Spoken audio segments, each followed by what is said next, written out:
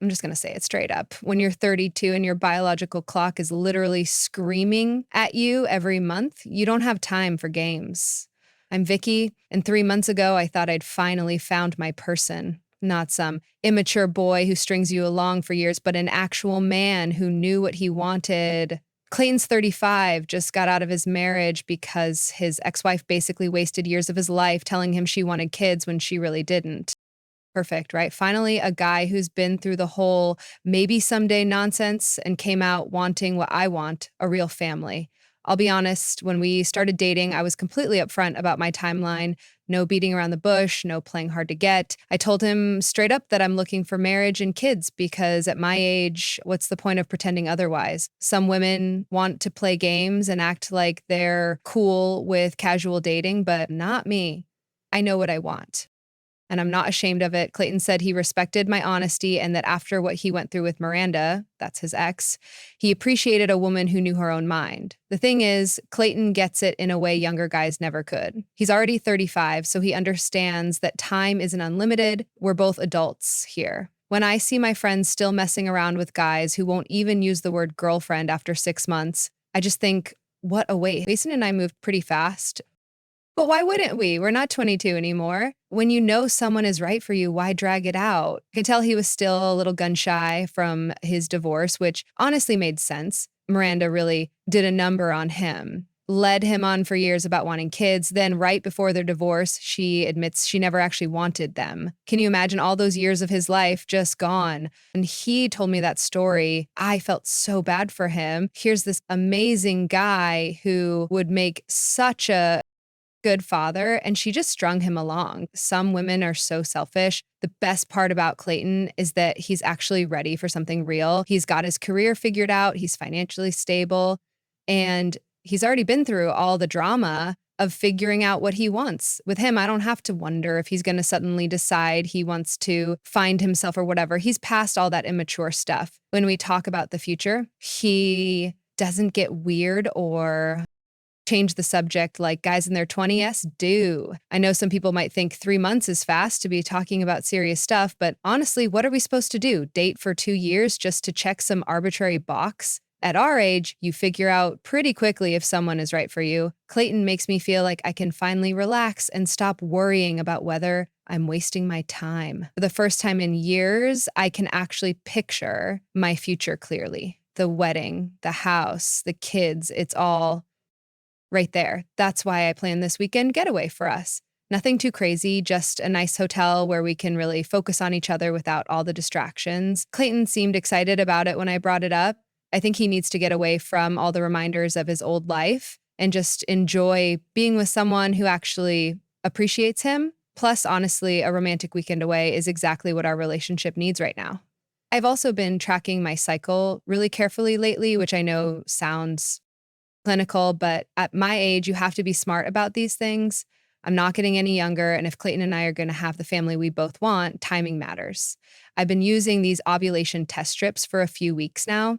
Nothing crazy, just being responsible about understanding my body. When Clayton asked about the little packets he saw in my bathroom, I just told him I was tracking my period for health reasons, which is basically true. Men get so weird about women's health stuff. Anyway, the timing for this weekend is actually perfect in more ways than one. I'm right in my most fertile window, which obviously I didn't plan on purpose, but if something happens naturally, then it happens. I'm not trying to force anything, but I'm also not going to pretend like biology doesn't exist. Clayton and I have talked about wanting kids. So if we end up taking that next step this weekend and nature takes its course, that would just be the universe telling us we're on the right path. Clayton mentioned wanting to take things slow physically, and I totally respect that. The last thing I want is for him to feel pressured or like I'm some desperate woman throwing herself at him. But there's a difference between taking things slow and wasting time. We're both old enough to know when something feels right. And honestly, after the emotional connection we've built over these 3 months, physical intimacy is the natural next step. I packed those ovulation tests for the trip because I don't want to mess up my tracking routine. I've been so good about monitoring everything for my health, and I don't want to lose momentum just because we're going away for a few days. I'll just be discreet about it. Clayton doesn't need to see every little detail of my health routine. Men can be squeamish about that stuff, and I don't want anything to kill the romantic mood. So the weekend trip happened, and honestly, it was everything I hoped it would be. And Clayton was so much more relaxed, away from all his usual stress. And I could tell he was really starting to let his guard down with me. We had amazing dinners, long conversations about everything, and the physical intimacy was just incredible. I felt like we really connected on every level, which is exactly what I was hoping for. But here's where things got completely insane. And honestly, I'm still processing what happened. On Sunday morning, I was getting ready in the bathroom and doing my usual health routine, the ovulation tracking I mentioned. I always dispose of the test strips right away because they're not exactly romantic decor. And I figured the hotel housekeeping would empty the trash anyway. Well, apparently, Clayton noticed the little white sticks in the bathroom trash and got curious about what they were. Instead of just asking me directly like a normal person, he actually Googled them on his phone to figure out what they were. You believe that? Like, who does that? If you're curious about something, your girlfriend is doing, you ask her. You don't go playing detective on the internet. When he came out of the bathroom, he had this really strange look on his face, and he asked me about the test strips he found. I was honestly caught off guard because I wasn't expecting him to be going through the trash in the first place. I mean, who does that? But I explained that they were just for tracking my cycle for health reasons, which is completely true. I've been working on understanding my body better, and ovulation tracking is a normal part of women's health. But then Clayton got all weird and suspicious about it. He started asking all these questions about why I needed to track ablation if I was just monitoring my period. Like, excuse me, since when is my healthcare routine subject to cross-examination? I felt so invaded and frankly a little insulted that he was treating me like I was lying about something. Here I am, being responsible about my health, and he's acting like I'm running some kind of scam. What really got to me was how paranoid he was being. Like, I get that his ex-wife messed with his head, but that doesn't give him the right to project all his trust issues onto me. I'm not Miranda. I've been nothing but honest with him about what I want and where I see this relationship going. The fact that he would immediately jump to some worst case scenario instead of trusting me really hurt. I finally had to tell him that I felt like he was invading my privacy and that his reaction was making me uncomfortable. The whole thing really killed the mood for the rest of the trip. It was like a switch had flipped, and suddenly he was seeing me as some kind of threat instead of his girlfriend who cares about him. Clayton finally called me Tuesday evening, and honestly, I was not prepared for the conversation we ended up having. I thought he was going to apologize for overreacting and we could move past the whole bathroom incident.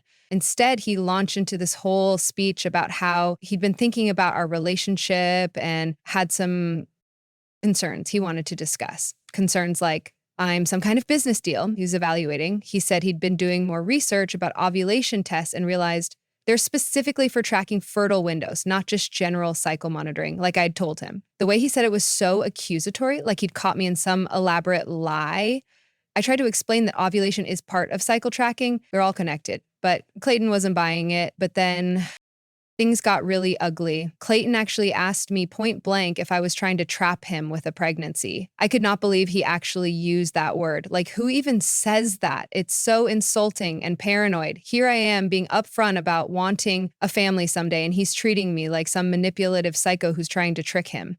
I got pretty emotional at that point because honestly, I felt so attacked and misunderstood. And that's when I said something I probably shouldn't have, but I was so frustrated and hurt that it just came out. I told him that if he wasn't so old, we'd have time to wait around and take things as slow as he wanted. But the reality is that we're both in our 30s. And if we want the same things, why are we acting like we have unlimited time? Clayton did not take that well at all. He got all defensive about his age and started saying I was being manipulative by bringing up biological clocks and timelines, but like, sorry for acknowledging reality. I'm 32 and he's 35. Those are just facts. We don't get to pretend we're 25 and have all the time in the world to figure things out. The conversation just kept escalating from there. Clayton accused me of being deceptive about the ovulation tracking, and I accused him of projecting his divorce trauma onto our relationship. He said he felt like I wasn't being honest about my intentions, and I said he was sabotaging us because he was scared of commitment. The worst part was when Clayton brought up his ex-wife and how she had surprised him with her real feelings about kids. He said he couldn't go through that again and needed to be absolutely sure we were on the same page about everything. I get that Miranda messed with his head, but I'm not her. I've told him repeatedly that I want marriage and kids. How much clearer can I be? The conversation ended with both of us frustrated and hurt. And honestly, I'm not sure where we go from here. Clayton said he needed some time to think about things, which feels like code for, I'm looking for an excuse to end this. I told him that if he can't trust me after 3 months of getting to know each other, then maybe we're not as compatible as I thought. After that horrible conversation with Clayton, I decided I wasn't going to sit around waiting for him to think about things. If he wanted to act like I was some kind of criminal for taking care of my health, then fine. I could play that game too. I gave him exactly what he seemed to want: complete silence, no texts, no calls, no reaching out to explain myself further. But honestly, the silent treatment was killing me. Every day that went by without hearing from him made me angrier. Not sad, not heartbroken, angry. Here, I'd invested 3 months in building something real with this man, and he was throwing it all away because he found some health supplies in a bathroom trash can. It was so ridiculous, I could barely wrap my head around it. Instead of admitting what was really happening, I started posting these vague quotes about knowing your worth and not settling for less than you deserve. Nothing too obvious, but enough that people would know something was up. My friend Jessica kept commenting with supportive messages, and honestly, that attention felt good when Clayton was giving me nothing. I also started telling my closer friends a version of what happened that made Clayton look pretty bad. I mean, I wasn't lying exactly, but I definitely emphasized how paranoid and controlling he was being. When I told Jessica about him going through my bathroom trash and then interrogating me about my health routine, she was horrified. She said it sounded like he had serious trust issues and that I deserved better. The more people I talked to, the more I realized that Clayton's ex-wife probably wasn't the villain he made her out to be. Maybe she didn't change her mind about kids. Maybe she just couldn't handle being with someone so controlling and paranoid. Maybe the real reason their marriage failed was because Clayton couldn't trust her just like he couldn't trust me. I started doing some social media stalking. Nothing crazy, just checking out Miranda's profiles to see what she was up to post-divorce. And honestly, she looked happy, really happy, like relieved to be free, happy. Her recent posts were all about new hobbies and travel and time with friends. She looked like someone who'd escaped something, not someone dealing with the regret of a decision about kids. That made me even angrier at Clayton. He had painted this whole picture of being the victim of his ex-wife's deception, but what if he was actually the problem? What if Miranda had just gotten tired of dealing with his trust issues and controlling behavior? It would explain a lot about how he was treating me. The longer Clayton stayed silent, the more I realized he was doing me a favor. Did I really want to build a life with someone who would accuse me of manipulation every time I made a health decision he didn't understand? Did I want to spend years walking on eggshells trying to prove I wasn't his ex-wife? My friends were so supportive during this whole time. They kept telling me how much better I seemed without all the drama and stress of dealing with Clayton's issues. Jessica said I looked lighter, more like my old self. It made me realize how much energy I'd been putting into managing his emotions and trying to prove myself worthy of his trust.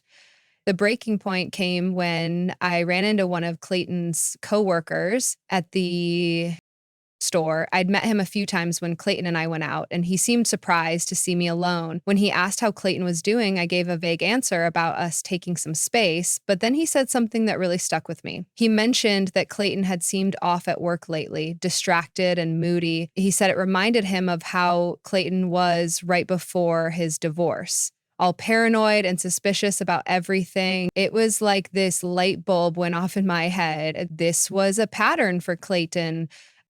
When relationships got serious, he started looking for problems that weren't there. That's when I realized I wasn't going to sit around waiting for Clayton to get his act together. If he couldn't appreciate what we had, then he didn't deserve it. I decided to take control of the situation and show him exactly what he was losing by being such a paranoid, untrusting person. I started thinking about all the ways Clayton had disappointed me over the past few months, how he was always taking calls from his divorce lawyer during our dates, how he'd get weird and distant whenever I brought up future plans, how he'd compare me to Miranda whenever I did something he didn't like. I'd been so focused on being understanding about his divorce recovery that I'd ignored all the red flags. The more I thought about it, the more I realized that Clayton wasn't ready for the kind of relationship I wanted. He was still too messed up from his marriage to be a good partner to anyone. I deserved someone who was excited about building a future with me, not someone who was constantly looking for evidence that I was going to betray him. So I decided to do something that would really get his attention. I reached out to Miranda directly through social media, not to cause drama, but to warn her about what kind of person Clayton really was. I figured she deserved to know that he was out there telling people she had lied about wanting kids, when the truth was probably that she just couldn't deal with his controlling behavior anymore. I sent her a really thoughtful message explaining who I was and what I'd experienced with Clayton. I told her about how paranoid and suspicious he'd been with me and how he was clearly projecting his own issues onto every woman he dated. I thought she should know that he was painting her as the villain in his divorce when he was probably the real problem. I also mentioned how Clayton had been checking up on her social media and talking about her to me, which seemed like really unhealthy behavior for someone who was supposedly ready to move on. I figured Miranda deserved to know that her ex-husband was still obsessing over her and probably talking trash about her to anyone who would listen. But instead of being grateful for the heads up, Miranda completely turned on me. She screenshots my entire message and sent it straight to Clayton with some nasty note about how I was unhinged and exactly the kind of woman he needed to stay away from. Can you believe that? Here I was trying to help her out, and she throws me under the bus to protect the man who supposedly ruined her life. The whole thing backfired in the worst possible way. Clayton called me absolutely furious about contacting his ex-wife. And honestly, I'd never heard him that angry before. He said I'd crossed a line and that reaching out to Miranda proved everything he'd suspected about me being manipulative and unstable. Like, excuse me. I was trying to help both of them by pointing out the real problem in their relationship. Clayton told me that Miranda had shown him our entire conversation and that it made me look desperate and vindictive. He said he finally understood why she'd been so relieved when their marriage ended and that he was grateful she'd warned him about what kind of person I really was. The whole thing was so unfair, I could barely process it. That's when everything really fell apart. Clayton said he was done with our relationship and didn't want to see me anymore because he blocked me on everything. Social media, phone, email, all of it just completely cut me off like I meant nothing to him after 3 months of building something real together. And all because I tried to have an honest conversation with his ex-wife about his behavior patterns. The worst part is that now I'm 32 and basically back to square one in terms of finding someone to build a life with. Clayton wasted months of my time, got my hopes up about finally having the family I want, and then threw it all away because he's too damaged from his divorce to trust anyone. And somehow I'm the bad guy in this whole situation. I keep thinking about how different things could have been if Clayton had just been honest about not being ready for a serious relationship. If he'd told me up front that he was still dealing with trust issues and wasn't emotionally available, I could have made an informed decision about whether to invest my time in him. Instead, he led me on for 3 months, acting like he wanted the same things I wanted. Now I have to start all over again, and I'm not getting any younger. Every month that goes by is another month closer to it being too late for me to have the family I've always dreamed of. Clayton doesn't have to worry about biological clocks or fertility windows. Men can have kids basically forever, but women like me are working with a deadline. And he wasted precious time that I can't get back. The really frustrating thing is that I know I'm going to be painted as the crazy ex-girlfriend in Clayton's next relationship. He'll probably tell some new woman all about how his psycho ex tried to baby trap him and then contacted his ex-wife when he caught on to her scheme. Meanwhile, he'll conveniently leave out all the ways he sabotaged our relationship with his paranoia and trust issues. But whatever. I'm done trying to prove myself to men who aren't worth my time. Clayton can keep his baggage and his trust issues. I deserve someone who's actually ready for love and commitment, someone who sees my honesty about wanting a family as a strength, not a threat. Someone who doesn't need to be convinced that I'm worth investing in. I'm 32 and I know exactly what I want out of life. I'm not going to apologize for that or pretend to be something I'm not just to make some damaged man feel more comfortable. The right person will appreciate my directness and share my goals.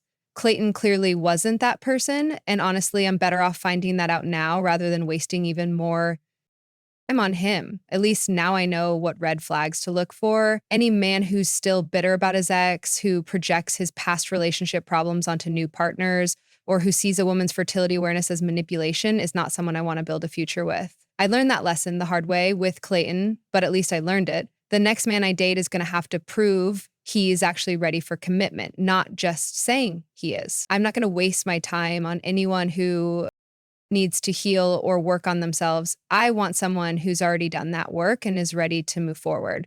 Life's too short, and my biological clock is too real to mess around with emotionally unavailable men anymore.